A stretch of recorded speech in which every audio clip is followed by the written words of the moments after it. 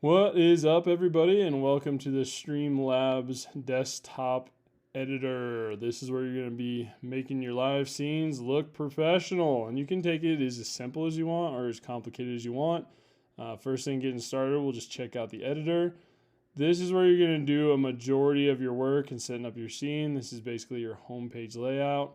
Come in here and check it out. You're going to have where you set up your scene, so you can select a scene here.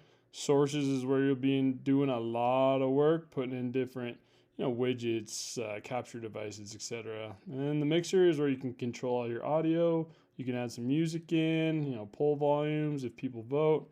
But the editor is really going to be where you're doing a lot of work, and it's right under here, under the first spin open tab right there. So that is the editor in Streamlabs Desktop.